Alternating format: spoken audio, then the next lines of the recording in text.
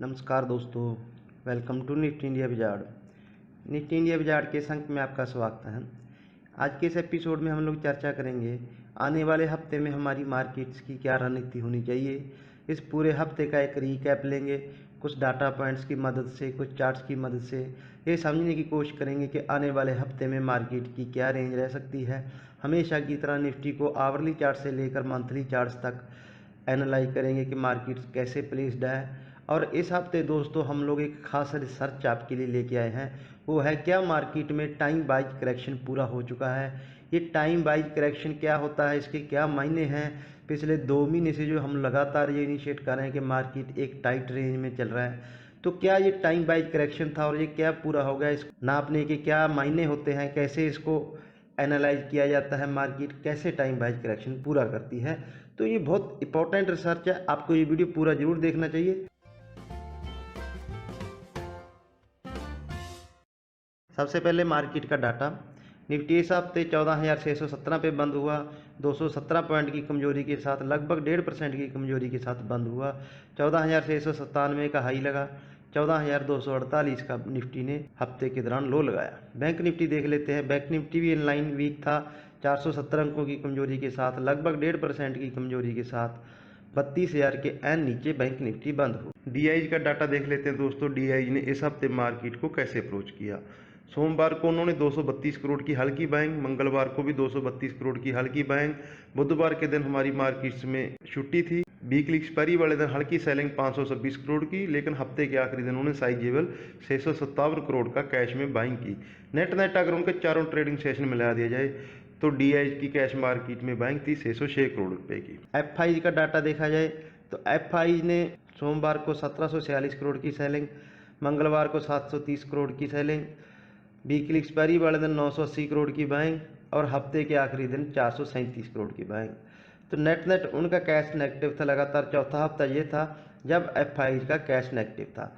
दोनों का data compare कर लेते हैं दोस्तों।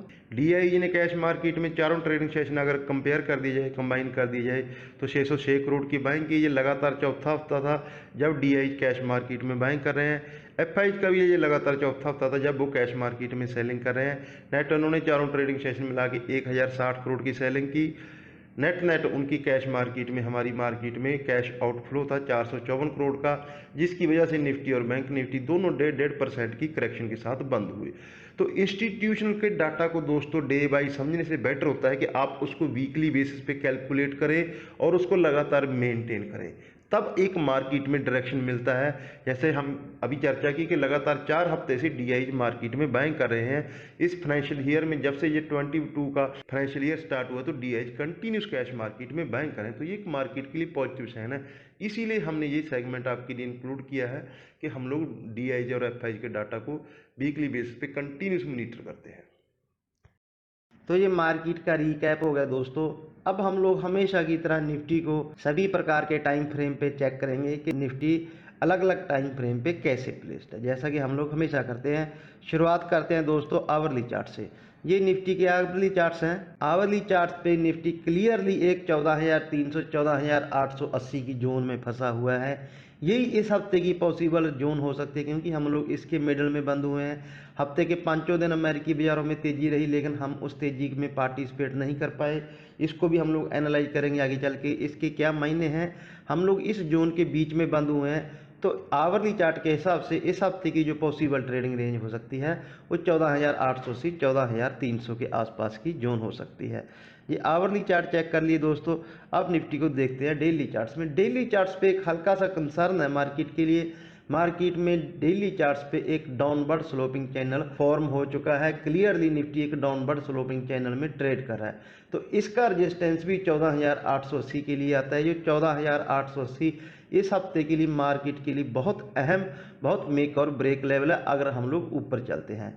तो डेली चार्ट्स पे भी क्लियरली हम लोग डाउनवर्ड स्लोपिंग चैनल में चल रहे हैं, लेकिन हम लोग ऑलमोस्ट वीक के हाईएस्ट पॉइंट पे बंद हुए हैं। जो सोमवार के दिन हमने बड़ी करेक्शन देखी, पिछले 3 दिन में हमने उसको पूरा रीगेन कर लिया है। ये निफ्टी के वीकली चार्ट्स हैं दोस्तों। वीकली चार्ट्स पे हम लोग अभी भी एक राइजिंग चैनल में चल रहे हैं। हर वीकली आउटलुक में हम आपके साथ ये राइजिंग चैनल शेयर करते हैं।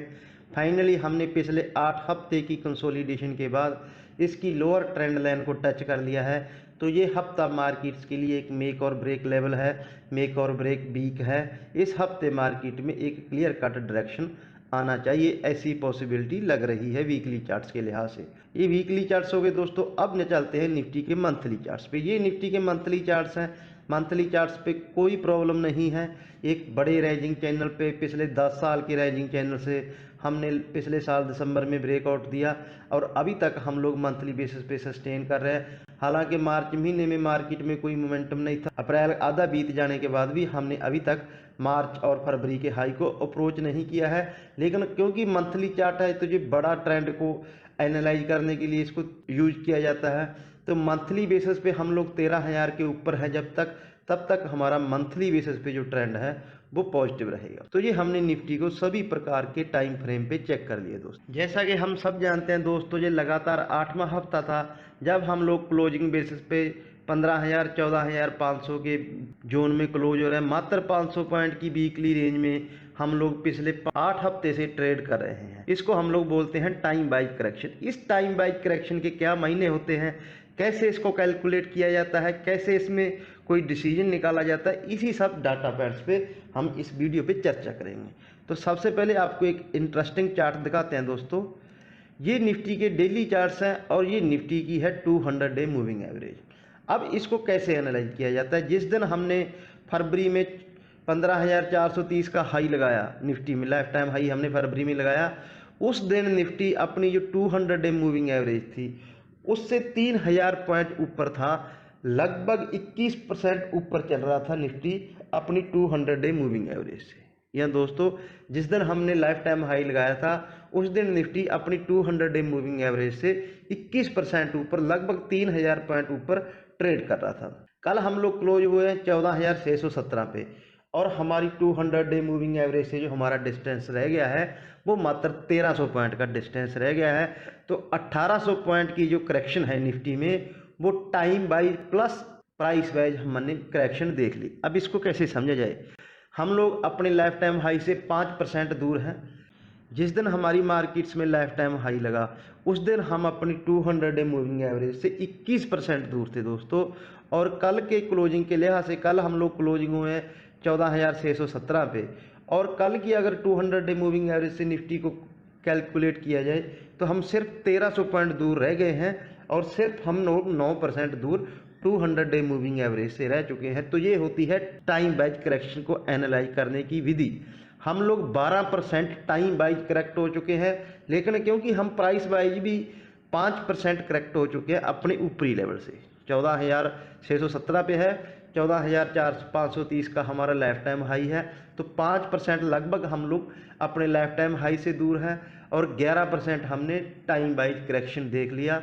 तो इसको अगर एडजस्ट किया जाए तो भी हम लोग नेट 10% हमने हमारी मार्केट्स में करेक्शन देख लिया। 5% हमारा टाइम वाइज करेक्शन हो गया, 5% हमारा प्राइस वाइज करेक्शन हो गया, क्योंकि प्राइस अभी अपने लाइफ टाइम हाई से 5% नीचे है।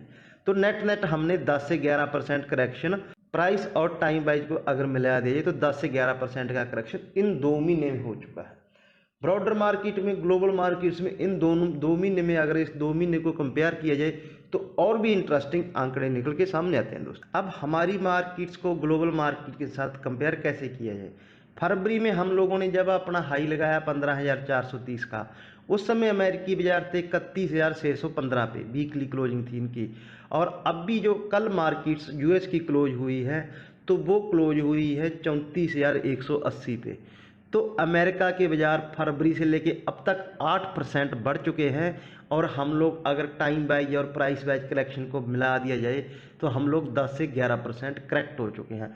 तो एक्चुअल टर्म में हमने अमेरिका को पिछले 2 महीने में 18 से 19% अंडर परफॉर्म किया है। निफ्टी की अगर बात की जाए, हम लोग निफ्टी को एनालाइज करते हैं क्योंकि इससे एक मार्केट का ब्रॉडर व्यू मिलता है। तो ये दोस्तों बहुत इंटरेस्टिंग आंकड़ा है। हम लोग अमेरिकी बाजारों को हर रोज अमेरिकी फ्यूचर को देखते हैं, दिन भर हम लोग अमेरिकी फ्यूचर को ट्रैक करते हैं। रात को डाउ ने कैसे ट्रेड किया, S&P ने कैसे ट्रेड किया, नैस्डैक ने कैसे, हर रोज ट्रेड करते हैं, लेकिन उसको एक्चुअल टर्म में समझना बहुत डिफिकल्ट है। इसीलिए हमने आपके लिए ये डिटेल रिसर्च की। अमेरिकी बाजारों के साथ हम पिछले 2 महीने से 17 से 18% की अंडर परफॉर्मेंस चलें। जैसा कि हमने अपनी थ्योरी के साथ चर्चा की, 6 से 7% का करेक्शन तो हमने टाइम वाइज देख लिया, 5% का करेक्शन हमने प्राइस वाइज देख लिया। अब इन दोनों करेक्शन को अमेरिका के साथ कंपेयर किया जाए तो 17 से 18% का हमने एक साइजेबल करेक्शन अमेरिकी बाज़ारों के साथ अगर हम अपने बाज़ारों को कंपेयर किया जाए तो 17 से 18% का करेक्शन हमने अमेरिकी बाज़ारों के लिहाज से देख लिया। तो अभी जब तक मार्केट जितना टाइम वाइज करेक्ट होती है तो उसकी नीचे जाने की प्रोबेबिलिटी उतनी कम हो जाती है। इसीलिए हमने जो आपको वीकली चार्ट दिखाया दोस्तों निफ्टी का, इस वीकली चार्ट में हमने इसीलिए बोला कि ये हफ्ता है हमारे लिए मेक और ब्रेक। अगर हम लोग इस चैनल के बाहर फिसल गए, क्लोज हुए, मंडे को हम इस चैनल के नीचे फिसले थे, हमने आपके साथ वो शेयर भी किया था कि हम लोग वीकली चैनल के बाहर निकल गए हैं, लेकिन ये कंफर्मेशन चाहिए क्योंकि ये वीकली चैनल है। शुक्रवार की क्लोजिंग हमारी कहाँ आती है उसी के लिहाज से हम लोग तय करेंगे। तो शुक्रवार की क्लोजिंग फाइनली इस चैनल के अंदर आई है, तो इस हफ्ते मार्केट में एक पॉसिबल अपसाइड हम लोग एंटीसिपेट करें। जी हाँ दोस्तों, अगर हमारी टाइम वाइज और प्राइस वाइज की थ्योरी सही है तो हम लोग इस हफ्ते मोस्ट लाइकली नेक्स्ट वीक जो मंथली एक्सपायरी वाला हफ्ता होगा टाइम वाइज करेक्शन को कंप्लीट करके एक अपसाइड की तैयारी कर सकते हैं। मार्केट के लिए दिक्कत एक ही है, वो है कोरोना वायरस और लॉकडाउन का खतरा। तो इस चीज को हमें समझना है कि मार्केट में लॉकडाउन का खतरा और कोरोना वायरस के बढ़ते हुए मामले, 2 लाख से ज्यादा मामले हो गए, तो ये मार्केट में एक सडन करेक्शन दे सकते हैं। अदरवाइज ये सब चीज अभी हमने प्राइस वाइज और टाइम वाइज करेक्शन देके फैक्टर इन कर ली है। तो ये सब डाटा पॉइंट्स पे हमें इस हफ्ते ध्यान देना होगा दोस्तों। टाइम वाइज करेक्शन का दोस्तों एक और बढ़िया पैमाना है मापने का, ये है हमारे वीकली चार्ट्स प्लस निफ्टी की वीकली आरएसआई। वीकली आरएसआई 5 साल बाद हमने इस साल जनवरी में 80 को टच कर गई थी हमारी वीकली आरएसआई। तो हमारे मार्केट एक्सट्रीम ओवरबॉट हो गए थे। हमने 2 महीने से side wise price wise consolidation किया है, साइड वाइज कंसोलिडेशन किया है, टाइम वाइज कंसोलिडेशन किया है, तो इसका फ़ायदा हमें मिला है वीकली आरएसआई को। तो जो अभी करेक्ट होके 80 से करेक्ट होके न्यूट्रल होके 60 पे आ चुकी है, तो ये भी मार्केट के लिए एक हेल्दी साइन है कि मार्केट जो स्ट्रेस हो गया था लॉन्ग टर्म चार्ट्स पे, वो अब मार्केट एक वीकली बेसिस पे थोड़ा कूल डाउन हुआ है। आरएसआई हमारी 80 से कम हो गई, जबकि हमने प्राइस वाइज उतना करेक्शन नहीं दिया है, लेकिन क्योंकि हम लोग टाइम वाइज काफ़ी करेक्ट हो चुके हैं, उसका फ़ायदा हमें वीकली आरएसआई में मिला जो कि हमारी करेक्ट होकर 60 पे आ चुकी है। तो ये भी मार्केट के लिए एक पॉजिटिव साइन है। तो ये हमने मार्केट को अलग अलग तरीके से बढ़िया तरीके से एनालाइज किया। अब जो मेन सवाल है कि मार्केट की इस हफ्ते एक पॉसिबल ट्रेडिंग रेंज क्या हो सकती है, उसको भी समझ लेते हैं दोस्तों। इस हफ्ते निफ्टी के लिए हमने पॉसिबल ट्रेडिंग रेंज फिलहाल के लिए 14,850, 14,400, 14,850, 15,000 डेफिनेटली मार्केट इस जोन में आता है तो एक बार ये सेलिंग प्रेशर का सामना करना पड़ेगा मार्केट को।